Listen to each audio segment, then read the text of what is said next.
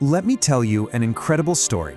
It's an ancient story about an assassination, but it's really about how the one thing everyone overlooks about a person can become their most powerful, most unstoppable weapon.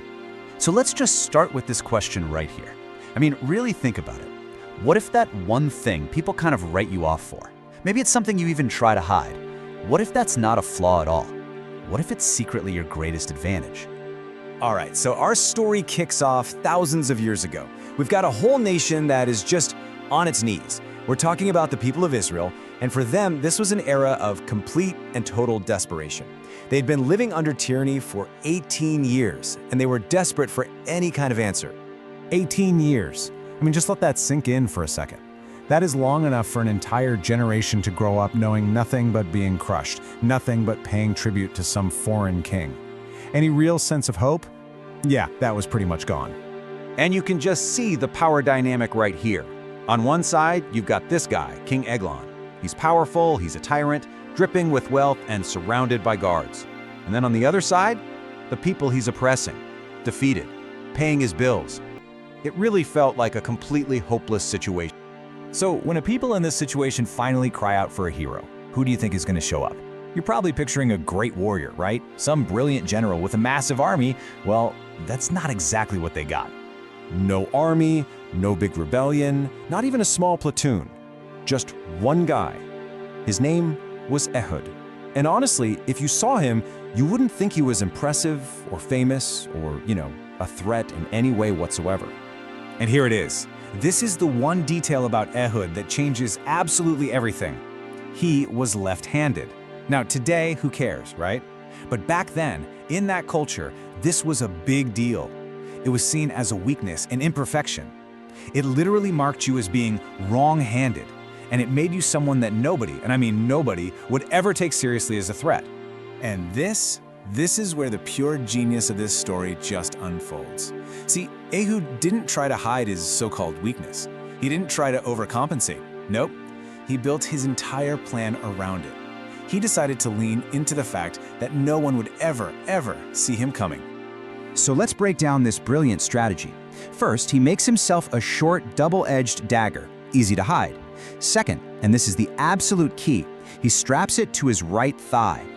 Think about it. Guards back then would always pat down a man's left side because that's where a right-handed person would keep their sword. By putting it on the opposite side, his left-handedness made his weapon completely invisible to security. So, with his weapon basically hidden in plain sight, Ehud just strolls right into the king's fortress. He plays the part perfectly, presenting the annual tribute payment like a good, defeated subject. And then, just as he's about to walk away, he springs the trap. He turns and he says this, "I have a secret message for you, O king." Can you just imagine the intrigue? The king, who is so arrogant and so completely sure of his own power, he's curious. He tells everyone to get out. And just like that, the entire dynamic flips. The noisy, crowded throne room goes silent. The guards step outside. The heavy doors swing shut. And there they are, just the two of them.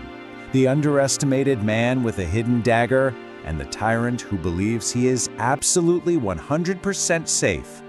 The power imbalance looks huge, but only one person in that room knows the truth. This is it. This is the moment the whole plan was built for. He reaches across his body with his left hand to his right thigh. It is a totally unnatural, totally unexpected movement that no one would ever be looking for. Before the king could even figure out what was happening, it was already over. The move was too fast, too unorthodox. It came from a direction he was never trained to defend against. Ehud's perceived weakness was the very thing that made his success a guarantee. So let's be super clear about why this worked. It wasn't about strength. This wasn't a fair fight. Victory was won simply because he was the most underestimated person in the room. Ehud's greatest weapon wasn't the dagger. It was his opponent's total and complete lack of respect for him. And the story doesn't even end there. Ehud escapes, uses that momentum to rally his people, and then leads them in a revolt that was so successful it brought them 80 years of peace. One man with one unconventional advantage completely changed the future of his nation. Okay, so that's a great story, but what on earth does some ancient assassin have to do with you and me? Well, this is where we turn the lesson inward. Because this whole strategy, it's about so much more than history. It's about finding your own hidden advantage. I want you to really let this sink in. People don't prepare for what they don't respect. It's such a powerful strategic truth. When people underestimate you, they let their guard down. They don't watch your moves as closely. They don't even see you as a real competitor. And that, well, that gives you a massive hidden playing field to work in. So what does this look like in our world? Well, maybe it's your unconventional background in a very traditional industry. Maybe it's your quiet, observant nature in a room full of people who just want to talk. It could even be a skill that everyone writes off as just a hobby. All of these are your potential left-handed edges. The whole key here is to just reframe how you see these parts of yourself. Stop looking at what makes you different as a disadvantage. It's not. It's your unique angle of attack. It's the one move that nobody else has, and because of that, it's the one move nobody will ever see coming. So I'll leave you with this question to think about.